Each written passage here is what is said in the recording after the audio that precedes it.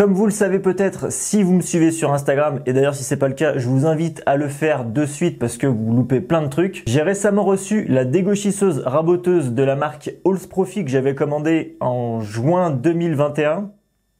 Merci le Covid et les ruptures de stock. Je suis d'ailleurs officiellement partenaire de la marque et j'en profite aussi pour les remercier de leur confiance. Je précise aussi que cette vidéo n'est pas sponsorisée par Halls Profi. La machine, je l'ai pas eu gratuite. J'aurais bien aimé, mais ça marche pas comme ça dans la vraie vie. Je vous propose donc de me suivre dans cette vidéo où on va voir ensemble tout le déroulement de l'installation et du réglage de cette fabuleuse machine.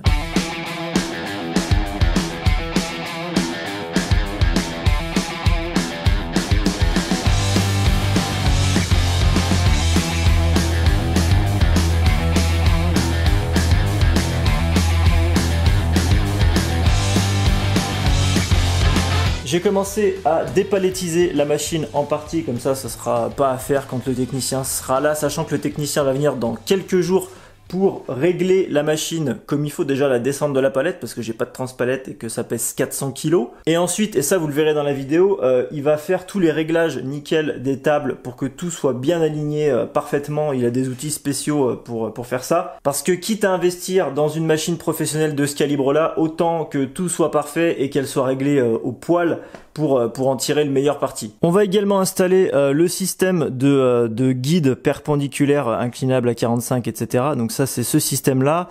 Ça c'est une partie du kit de déplacement que j'ai pris, c'est une option mais c'est hyper intéressant, comme ça on peut déplacer la machine légèrement si besoin. Encore une fois, une machine de 400 kg ça se déplace pas comme ça. Et cette partie-là qui va être donc le capot de protection. D'ailleurs je passe un petit clin d'œil à mon nouveau partenaire Freewood. J'ai reçu la commande et ça on en reparlera parce que je vais faire une vidéo dédiée sur les lames de scie circulaire. Je vous retrouve donc dans quelques jours en compagnie de Michel, le technicien Halls Profi, et pour vous c'est maintenant.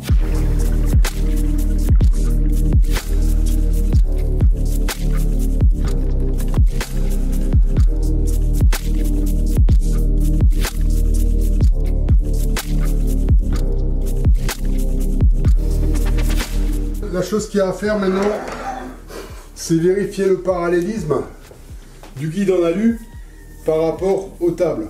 Donc là, il l'est approximativement, mais s'il n'est pas parallèle, on peut régler avec ça. Là, il y a une petite vis. D'accord. Avec un excentrique. On ouvre un petit peu cette vis-là.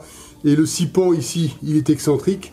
Quand on tourne l'excentrique, le guide il descend ou il monte en fait. En fait, ça fait levier quoi. Ok, d'accord. Ça c'est un truc qu'on règle juste au départ, au démarrage, enfin à l'installation. Une seule fois quoi. Et après on n'y touche plus. Il n'y a plus à y toucher. Ok. Et ça, il faut pas l'enlever. C'est la protection pour l'arbre. Arrière pour l'arbre. Donc en fait, tu installes d'abord tous les accessoires de la machine avant de faire le réglage des tables. Oui. C'est plus pratique. Oui. Ouais, d'accord. Bon. Ou c'est pareil. Donc on peut vérifier. Alors là, maintenant, ce que je vais encore faire, là, de toute façon, je vais encore ouvrir cette vis là pour pouvoir pousser le guide à un maximum. Comme ça, je vais pouvoir vérifier la planéité des tables avec la règle. Ouais. Ça, on peut le faire avant de monter le guide, mais on peut aussi le faire après. C'est pas un souci. Okay. Le seul truc là, c'est que juste mettre un petit coup de règle sur les tables pour être sûr.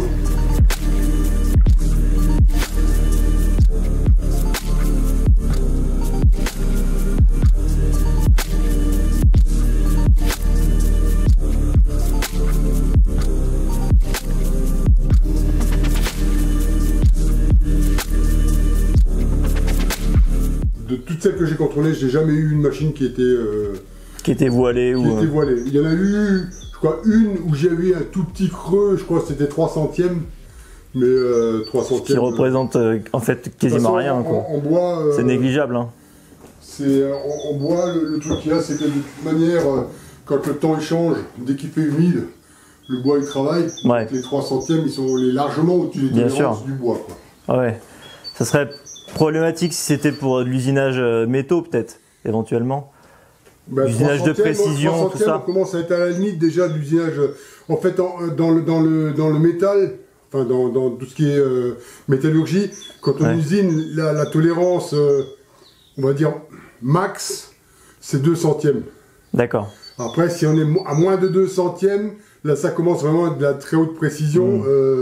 C'est pas une fusée Ariane. Hein. Donc, voilà. C'est clair. Je vais juste vérifier le niveau des plaquettes par rapport à la table de sortie. On n'est pas obligé de le faire avec le comparateur. Il y a une manière très simple de le faire. On va prendre 2 chevrons et je vais te montrer comment on fait pour vérifier la hauteur des plaquettes sans avoir de comparateur. C'est un truc simple et ça permet non seulement de voir la hauteur des plaquettes, mais en même temps ça permet de voir le parallélisme des tables. Donc on se met à 0 sur la table. Voilà. Et maintenant on vient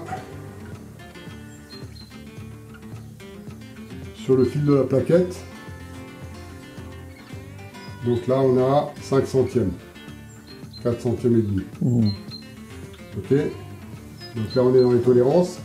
La tolérance c'est entre 0 et plus 0,05. 0 donc le niveau ou jusqu'à 5 centièmes au-dessus. Toutes les machines qui sont en monophasé, elles ne sont plus vraiment en monophasé, les moteurs sont des triphasés et il y a un variateur de fréquence dessus. Donc on alimente en 220 volts, il transforme en 380 et c'est le moteur est en 380. Ok. Pour avoir plus de puissance du coup. Non, pas plus de puissance, mais par contre, on n'a plus ce problème d'un-coup au démarrage, de grosses pics d'appel d'ampérage au niveau du compteur électrique. Actuellement, on peut mettre des disjoncteurs 16 ampères courbe C sur ces machines-là, puisque le variateur de fréquence lisse l'appel de courant en fait. Donc maintenant, ce que je vais faire, je vais vérifier si les deux tables sans la règle. Je vais vérifier si les deux tables sont parallèles. Pour ça, je vais vous montrer comment on fait.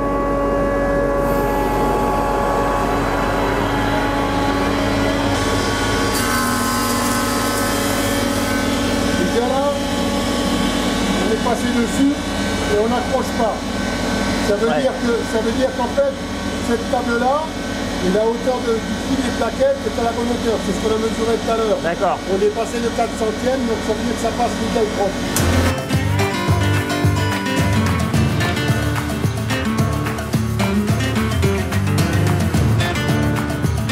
Il n'y a pas de talon. D'accord. D'accord. Ça veut dire que la table, elle est à la bonne hauteur par rapport à l'arbre. Si l'arbre était plus haut, il y aurait un talon à cet endroit-là. Ouais. S'il était plus bas, tu taperais en entrée. Ouais. Donc ça veut dire que l'arbre est à la bonne hauteur. Tout au moins de ce côté de la table. Après, on va vérifier l'autre côté. D'accord. Donc, le morceau de bois, maintenant, on va le garder dans cette position-là. Il a été passé comme ça. Ouais. Je le retourne. On le garde dans cette position-là. Maintenant, je vais passer mon deuxième morceau de bois.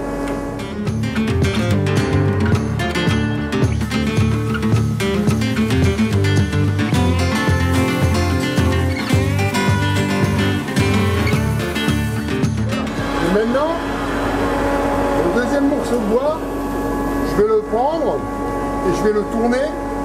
Je vais le mettre tête bêche sur le premier.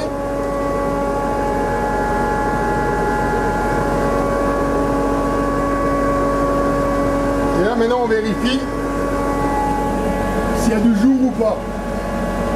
Donc là on est nickel. On est pas mal hein. Mieux que ça tu meurs. Hein. Faut bien être sûr que d'avoir serré les tables. Hein. Ouais. Parce que si les tables sont pas serrées, tu risques d'avoir des surprises. Ouais. Et après on se pose des questions pourquoi la machine n'est pas bien réglée. Non mais tu rigoles mais ça m'arrive souvent. On me téléphone, me dit ah putain je comprends pas, la machine n'est plus réglée. Elle déconne. Tu dis, mais vous avez serré, machin? Ah non, effectivement, je n'avais pas serré. Je le dis parce que ça arrive assez régulièrement quand même. Hein. Alors, l'éclairage du guide, ça se vérifie toujours par rapport à la table de sortie, pas à la table d'entrée. Voilà, donc là, on n'est pas tout à fait d'équerre. On ouvre, on dévisse. Voilà, là, je suis à fond. Regarde. Là, maintenant, on a du un peu trop. Là, on a du jeu en bas. Ouais. D'accord? Donc, je resserre légèrement. Et maintenant, ce que je vais faire, je vais serrer cette vis-là jusqu'à ce qu'on soit d'équerre ici. Et voilà. Parfait.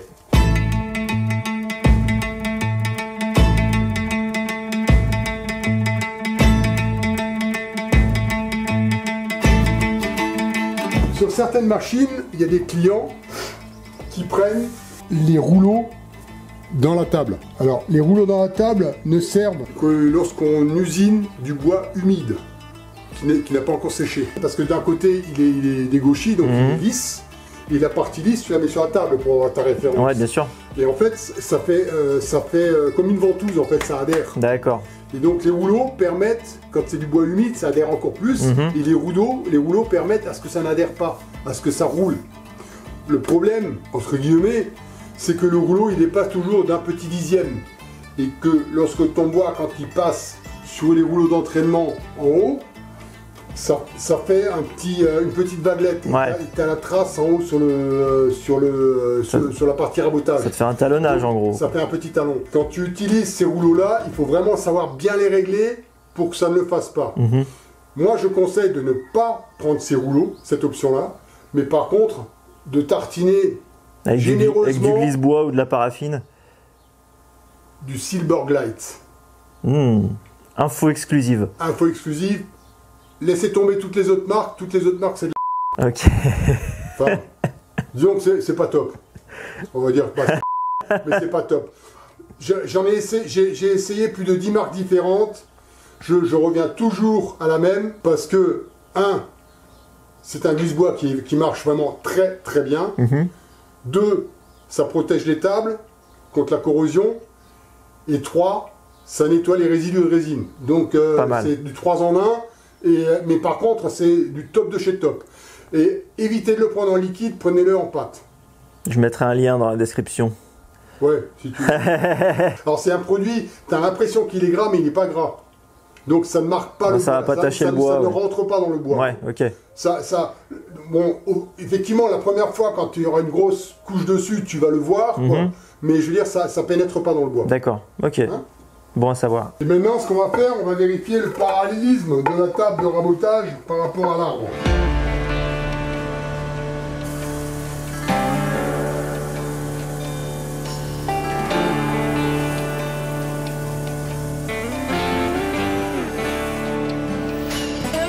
Donc là, là, ça va être difficile de faire mieux. 49 et 49.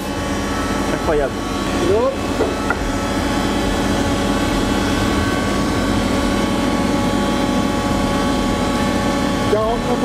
Donc on a plus. Donc ça veut dire que la table en bas elle est comme ça. D'accord. Exagérant. Ouais. Donc là il faut que ça remonte un petit peu.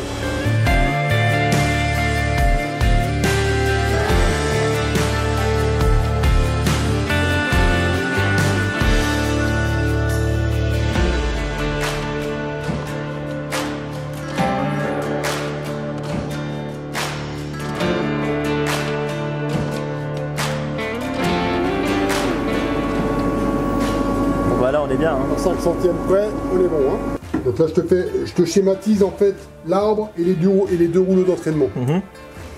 Là tu as l'arbre, là tu as le rouleau d'entraînement de sortie, le rouleau d'entraînement d'entrée. Ces rouleaux d'entraînement ils sont montés sur des ressorts. Ok. Quand tu rentres ton morceau de bois comme ça, ton morceau de bois il va passer sous ton rouleau d'entraînement. Qui va appuyer, enfin, il va remonter un petit peu, il va te mettre le ressort en pression, il va rentrer sous l'arbre d'usinage, donc ça va t'enlever la cote que tu as définie, et après il va arriver là-dessous, sous le rouleau de sortie. Si le rouleau de sortie a plus de pression que le rouleau d'entrée, il va appuyer un peu plus fort, ce qui va te générer une marque. D'accord. À la distance, à cette distance-là, en fait, entre l'axe de ton rouleau de sortie la fin de l'arbre et l'axe de ton arbre d'usinage. Ok.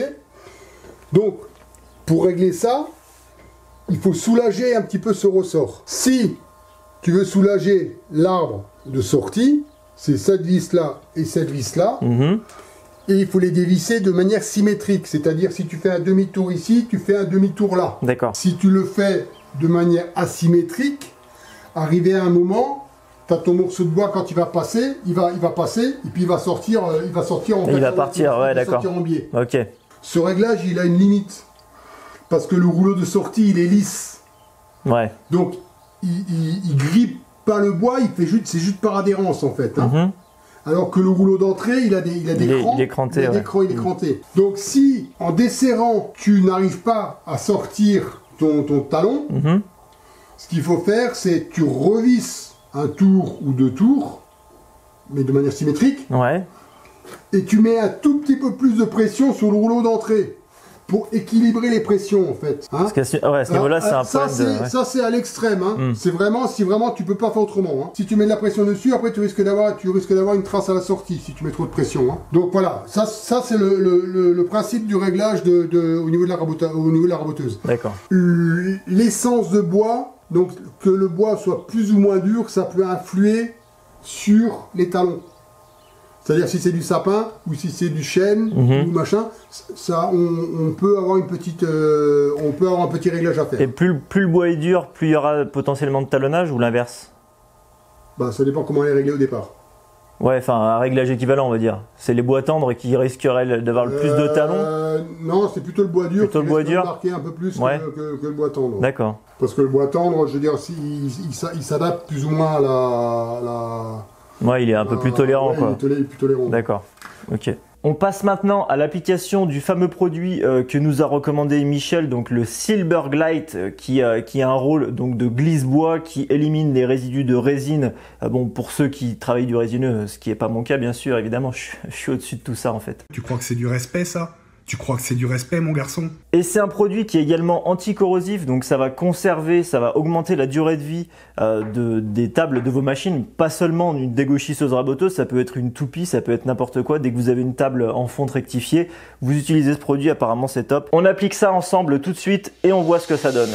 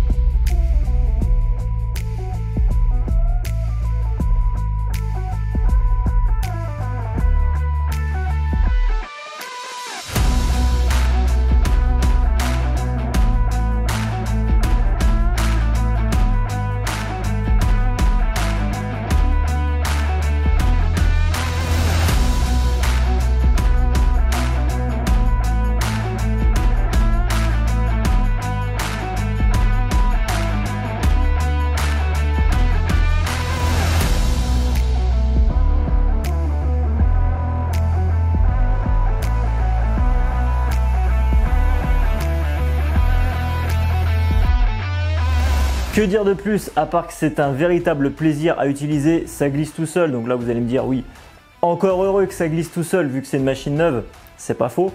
Je pense qu'il y a aussi le fait que j'ai choisi l'option arbre hélicoïdal à plaquettes qui fait que déjà l'état de surface est incroyable, c'est presque comme si on avait poncé au 120. Sachant que dans ce cas de figure, toutes les plaquettes ne travaillent pas en même temps sur le bois, il y a un roulement qui se fait, c'est ce qui fait aussi que c'est beaucoup plus facile à pousser, il y a moins de résistance, ça fait moins forcer le moteur, à l'inverse des arbres standards où vous avez toute la largeur du fer qui rentre immédiatement en contact avec le bois. Et deuxième point, c'est au niveau financier, parce que même si l'option d'arbre hélicoïdal est un peu plus chère qu'un arbre normal, bien sûr, vous allez vous y retrouver extrêmement vite en termes de consommables, puisque des fers standards, vous allez les changer peut-être une fois par an ou les fers affûtés une fois par an, alors que là, vous avez 4 côtés, donc vous avez 4 ans en fait d'autonomie de base sur la machine avant d'avoir usé vraiment les plaquettes à fond. Et même principe, si malheureusement vous tapez un clou ou vous avez un gravier qui est dans votre bois, bon même s'il faut vérifier avant, faut faire attention, là vous aurez une seule plaquette à changer, la plaquette qui sera endommagée, alors que si vous avez les fers, il faudra changer au minimum un fer et au maximum tous les fers qui seront présents sur votre arbre. Dernière précision sur les images que vous avez vues avant, j'avais enlevé le capot de sécurité pour qu'on puisse bien voir le fonctionnement de l'arbre et que ça soit joli à l'image, mais évidemment c'est un organe de sécurité qui est indispensable, donc il faut bien sûr toujours le mettre. Grâce à cette nouvelle machine dans l'atelier, on va pouvoir envoyer du bois sévère comme on dit, et les futurs projets que je vous réserve vont tout simplement être incroyables. Wow! J'attendais vraiment son arrivée de pied ferme pour pouvoir enfin attaquer et maintenant qu'elle est en place, ça va être du pur bonheur. Je tiens à remercier Christophe qui est le patron d'Halls Profi ainsi que toute son équipe pour leur disponibilité et surtout leur patience avec moi qui n'est pas arrêté de les harceler abondamment ces dernières semaines parce que je sais qu'on dirait comme ça que je suis un homme parfait mais je peux aussi être assez chiant parfois. Une mention toute spéciale à Michel, le technicien Halls Profi que vous avez vu dans la vidéo pour sa gentillesse, son professionnalisme sans faille et son partage de connaissances techniques. Je vous assure que d'avoir affaire à des gens qui savent vraiment de quoi ils parlent, ça fait toute la différence. Je vous donne donc rendez-vous dans les semaines qui viennent pour la suite des aventures. Abonnez-vous si ce n'est pas déjà fait. Je vous souhaite une excellente journée et je vous dis à très bientôt.